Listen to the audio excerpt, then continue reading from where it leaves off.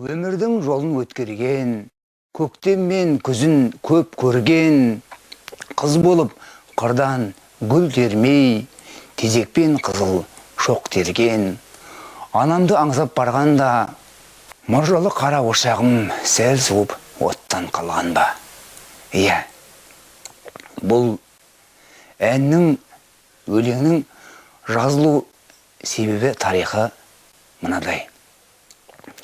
Анамды аңсап ауылға, сонау студент шақта еңбек етіп жүрген кезде барам ғой, қысы жазы. Сол кезде ауламызда ошақ тұрады.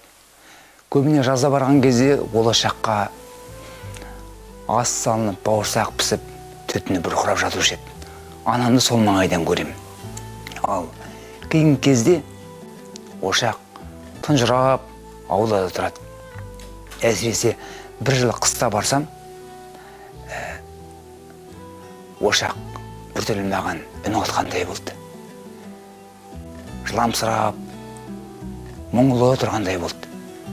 Қарап қалдым, көңіліме осы өлеңнің бір сөздері келе қалғандай болды. Содан кібіртіктей басып үйге көрдім, анамды көрдім. Анам үнемі мені күткендей кіреберісте отырады.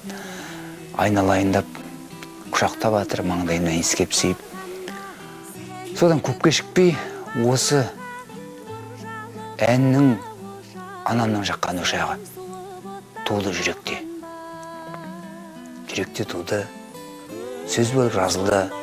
Көп кешікпей мен аны композитор Қалқатайым Гүлнұр Нұрасыловаға ұсындым. Осыған бір ән жазыңызшы деп. Оның да жүрегін толқытса керек. Ән шықты, айтылды, ұнады, шарықтады, әуеледі, кетті. Иә, бүгінде бұл ән тек біздің елімізде емес, көрші елдерде, ондай қазақтарда бұл әнді шырғап айтады екен. Бір қуанатыным, ауылға барған сайын анамның иығына ақ жаулық, орамал шабам. Бұл жағынан бақыттымын. Өкінішке қарай анамыз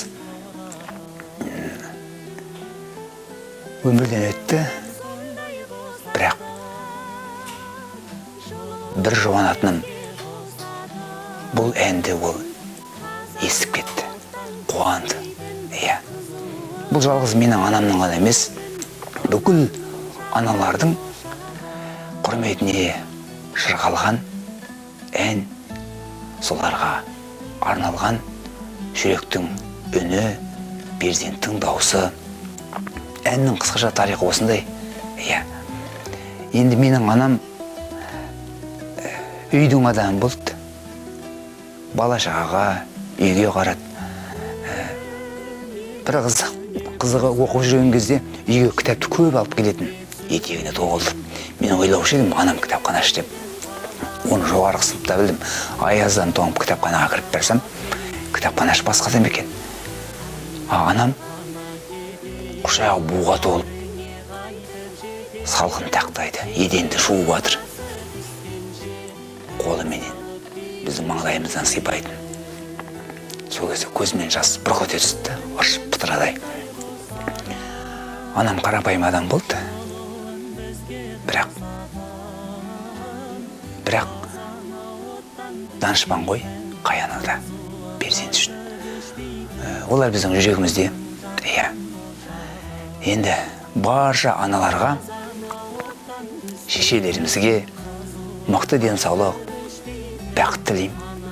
Анамның жаққан ошағы сөнбесін. Анамның жаққан ошағы